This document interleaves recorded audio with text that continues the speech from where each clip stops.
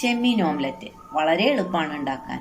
പിന്നെ നമുക്ക് രാവിലെയൊക്കെ ബ്രേക്ക്ഫാസ്റ്റിനും ഈ ചെമ്മീൻ ഓംലെറ്റ് ഉണ്ടാക്കാൻ പറ്റും. അതിന് വേണ്ടിയിട്ട് നമ്മുടെ 3 മുട്ട എടുത്തിട്ടുണ്ട്, മല്ലിയില, ഒരു പച്ചമുളക് വട്ടത്തിൽ അരിഞ്ഞത്, ഒരു സവാള വളരെ ചെറുതായി അരിഞ്ഞത്, കുറച്ച് കുരുമുളക് പൊടി, ഉപ്പ്, ഇതെല്ലാം കൂടിയിട്ട് ഈ മുട്ടയിലേക്ക് ഇട്ട് കൊടുക്കണം.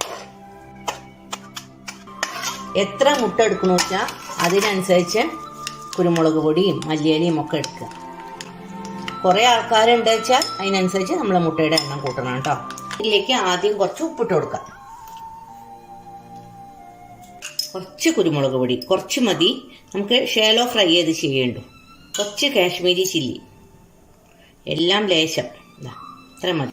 ഇഞ്ചി വെളുത്തുള്ളി പേസ്റ്റ്, അപ്പൊ ഇതിന് വേണ്ട ഇഞ്ചി വെളുത്തുള്ളി പേസ്റ്റ് ഇതാ ഞാൻ എടുത്തു. കുറച്ച് ഗരം മസാല, ഇതെല്ലാം കൂടി നന്നായിട്ടൊന്ന് മാരിനേറ്റ് ചെയ്ത് വെക്കണം, എന്നാലേ ഇതിലൊക്കെ പിടിക്കുള്ളൂ കേട്ടോ. ഇനി ഇതൊക്കെ നമുക്കൊന്ന് ഷാലോ ഫ്രൈ ചെയ്തെടുക്കണം. ഈ പ്രോൺസ് ഇതിൽ വെച്ച് കൊടുക്കാം, ഒറ്റയായിട്ട് ഇങ്ങനെ ആക്കി വെക്കുക, അപ്പോൾ അത് പെട്ടെന്നാവും.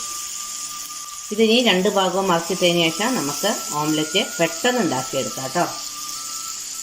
ഇതേ വെളിച്ചെണ്ണയിൽ തന്നെ നമുക്ക് ഓംലെറ്റ് ഉണ്ടാക്കാം. ഒഴിച്ചു കൊടുക്കാം, നന്നായി ബീറ്റ് ചെയ്ത് വെച്ച കാരണം ഇതിൽ നമുക്ക് പ്രോൺസ് വെച്ച് കൊടുക്കാം. ഇതൊന്ന് അടച്ചു വെക്കാം.